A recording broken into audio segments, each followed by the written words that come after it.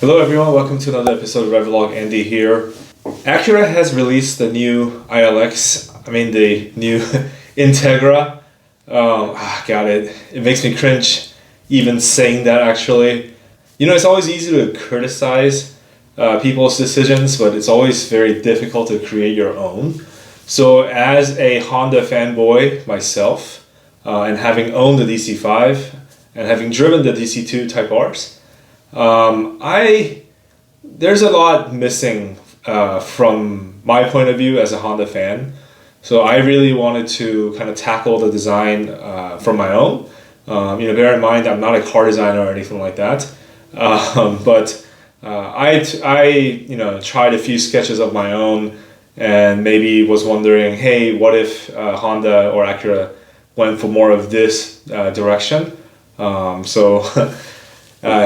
Enjoy my chicken scratch, if you will. I know the Sketch Monkey does a really good job of all these, reimagining the concepts, if you will. I really enjoy his channel. I know he's done the Acura Integra himself. So for those of you who haven't seen it, please go check that out. But yeah, without further ado, here's my version of the Acura Integra, how I would have done it. So yeah, one of the first things that I really liked about the DC5, which was my kind of a middle school dream car, if you will, was the very short overhang. If you look at the sketch I created here, the amount of space you get after the wheels are very short. And that was one of my favorite features of the DC5.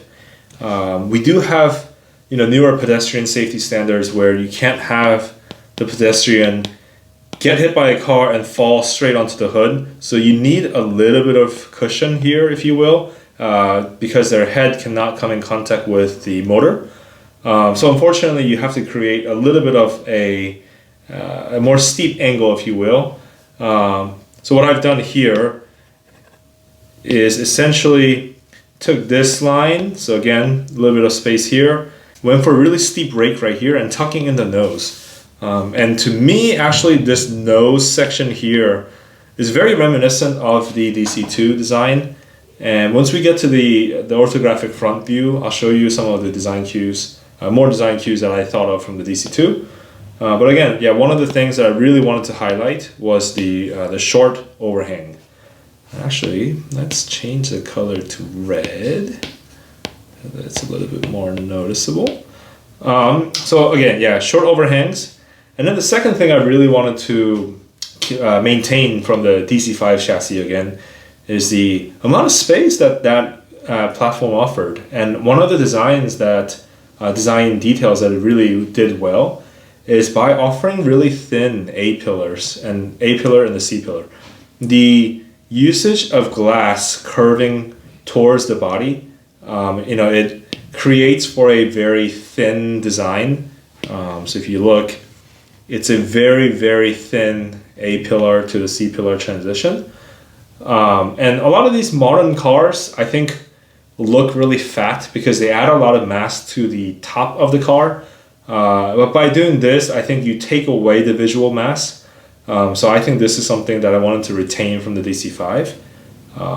And talking about volume, another thing that we have here is this line down here. And because it's more of a concave shape down here, creating a shadow, it helps to shape the car being kind of tucked in towards the bottom of the car. So it makes, again, it's more of a volume, visual volume reduction. It makes for a very slim design. And then another thing that I think the DC2 did really well was it had, it's a little bit cliche, but even when it's standing still, it looked like it was going fast. And I think it's because it has this line here. From the headlight to the back of the shoulder, it has this speedy line that carries from the front of the car to the back of the car. And I thought, I have to maintain this line, this original line. So I think this was a really cool design. And then the very last thing I want to point out from this side profile is this area here.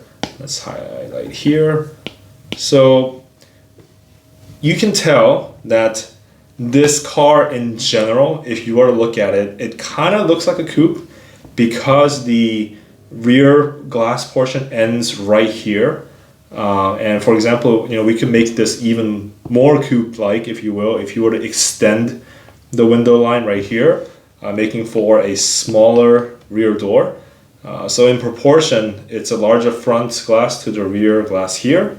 And it reads like a coupe immediately, but obviously, again, going back to the business decision, I think the Grand Coupe is a good decision. So I wanted to keep that. So I kept the 4-door layout, but wanted the visual look of the coupe. So what I've done, again, is make a smaller rear window. And I just extended this door line over the rear wheel arch. And what that does is it gives enough room to the occupants in the back, yet it gives you the coupe visuals. And this sort of tapered line for the door, the extended rear door, I think the 4-door GSR was actually doing this. So what I've done is literally just, again, carry that line from the original DC2 design to this new proposal. Okay, so let's go ahead and move on. A couple of things here. We can start at the back, actually. I think it's a little bit easier. I really like the straight taillights from the DC5. I remember when the RSX first came out, it had those two bubbles, and the second gen of that period, they just went everything straight, and it kind of crisped everything up very clean. So that's what I've done here. It even has the same sort of license plate location. But what I've done in general, I think it's kind of the trend, is very, very slim and wide taillight. And to me, I think when you do this, it makes the overall car look much wider. So I really like this new trend here. And of course, with the help of LED technology, I think we have a lot more flexibility. So yeah, same sort of shape as the DC5 Gen 2, but just much slimmer and wider. And then again, yeah, the license plate location carries down. And this new element down here at the bumper, where we have a little bit of an outlet of the air, and a little bit of a diffuser in the middle. This is actually what Acura has done on the TLX Type S. Of all the newer Acura designs, I think actually TLX Type S is pretty nice. And I carried the outlet portion of the bumper cutout on each side and the center diffuser. And I think that works really nicely on a Grand Coupe, like a sporty vehicle here. A little bit of a shadowing effect, giving you, again, tucking in that butt, if you will, so it kind of slims everything up. And then this applies to both the front and the rear view. I think separating out the side view mirror from being attached to the A-pillar area, instead of doing that, a lot of sports cars, should have been drawing on a new layer, sorry. A lot of sports cars have the mirrors separated out onto the fender or the door a lot of the times.